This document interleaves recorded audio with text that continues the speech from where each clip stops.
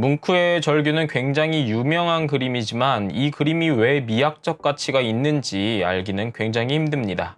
독일의 철학자 프리드리 니체의 예술로는 뭉크의 절규같이 인간의 고난, 절망 등을 표현한 그림들이 왜 미학적 가치가 있는지 설명해 줍니다.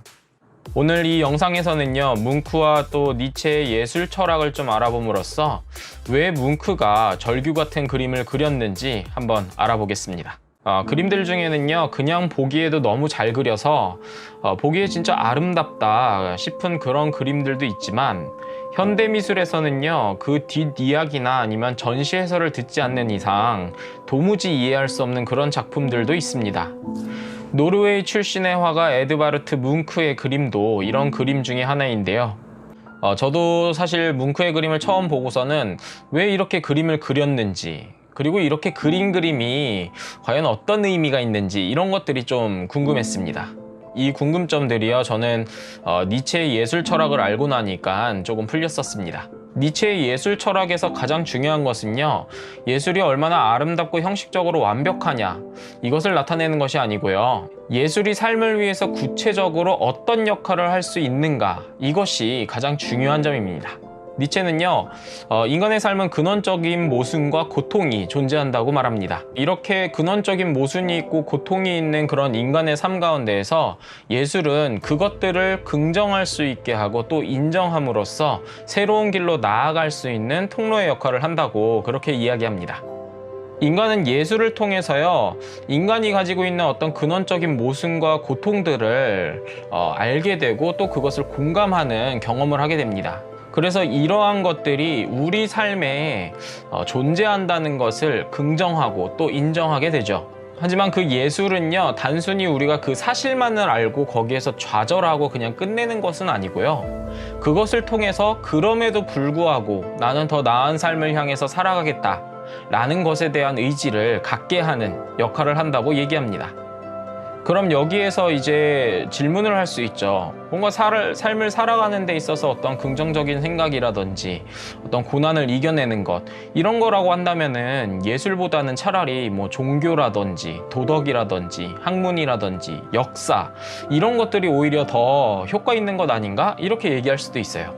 그런데 사실 이제 뭐 종교나 도덕 이런 것들은요, 우리의 삶과는 조금 동떨어진 그러한 것들을 이야기합니다.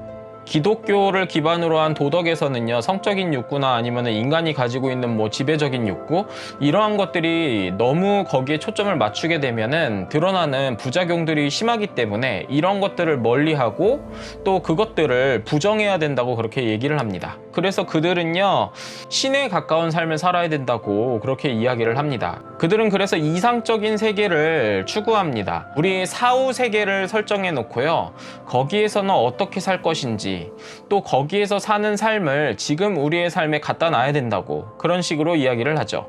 그런데 사실 뭐 성적인 욕구라든지 지배욕이라든지 아니면 인간은 결국 죽게 된다는 어떤 근원적인 그런 모순들은요, 아무리 그렇게 생각을 하더라도 사라지지 않는 인간 본연의 모습이거든요. 그러다 보니까 사실 종교나 도덕에서 이야기하는 어떤 삶을 살아가게끔 하는 그런 원동력은 이 실제 삶과는 조금 동떨어진 어떤 세계를 만들고 뭔가 그 세계의 법도와 질서를 따르도록 하는 그러한 결과를 낳습니다.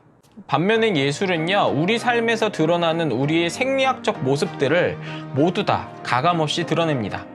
예술에서는 우리의 어두운 감정이나 욕망들도 순수하게 드러냅니다. 그것이 비록 비극적인 일들을 생성할지라도 그것을 가감없이 보여주죠. 인생이라는 것은 모순적인 참혹함과 죽음을 항상 내포하고 있습니다. 문제는 그것을 있을 수 없는 일이라 부정할 것인가, 아니면 그것이 있다는 것을 인정하고 또 긍정하고 그럼에도 불구하고 전진하며 살아갈 것인가, 이것이죠. 니체는요, 이러한 생각을 해줄 수 있게 만드는 것이 예술이라고 생각을 했습니다. 그러므로 예술은 가장 아름다운 표본이 되는 자연의 모습이나 세상에 존재하지 않는 신화 속 세계나 성경 속의 세상만을 표현하는 것이 아니라 인간 삶에서 보여지는 모순과 참혹함, 죽음까지도 나타내야 한다고 그렇게 생각을 하죠. 이런 니체의 생각에 뭉크가 굉장히 크게 감명을 받게 됩니다. 왜냐하면 뭉크의 삶 자체가 돌이켜보면 근원적인 모순이 가득했었고, 또 고통이 있었고, 사랑에서 아픔을 당했었고, 죽음의 위협이 항상 따라다니는 그런 삶이었거든요. 뭉크는 만성적인 류머티즘과 천식을 가지고 태어났습니다. 그는 어린 시절 어머니와 누이를 병으로 잃었었죠. 또 젊은 시절 그의 사랑은요, 모두 다 안 좋은 결말로 끝났습니다. 또 사랑하던 사람에게 총을 맞기도 했었죠.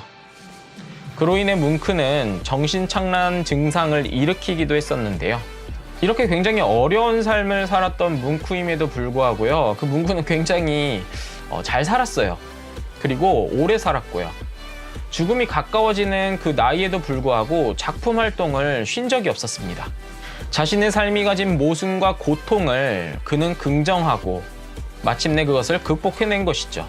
그리고 그가 겪었던 모든 고난과 그 고통들을요, 가감없이 캔버스에 옮겨냅니다. 니체는 예술은 곧 삶이라고 그렇게 얘기를 했었습니다. 뭉크가 자신의 삶의 근원적 모순과 고통을 긍정하고 또 이것을 극복해서 그것을 새로운 형태의 작품으로 창조해내는 것처럼 인간 또한 예술을 통해 삶의 근원적 모순과 고통을 인정하고 또 긍정하고 그것을 마침내 극복해서 새로운 형태의 삶을 살아갈 수 있다는 것이죠. 뭉크의 그림이 주는 메시지는 우리의 삶에는 근원적인 모순과 고통이 있다는 것을 알려주는 것입니다. 그러면서 뭉크는요, 우리에게 묻고 있죠. 당신의 삶에도 이런 고통이 있었나요? 아니면 지금 당신은 이런 고통을 겪고 있나요? 어떤가요? 이러한 고통들이 당신의 삶에서 드러날 수도 있을 거라고 생각하나요? 그렇다면 여러분은 어떻게 살아갈 건가요? 이것이 바로 니체의 예술 철학에서 기대어서 본 뭉크의 그림이 가지고 있는 메시지입니다. 이제부터 여러분들은요, 인간이 가지고 있는 근원적인 모순인 어떤 죽음이나 고통, 고난 이런 것들을 주제로 한 그림들을 바라볼 때 이전처럼 생각하지는 않게 될 겁니다.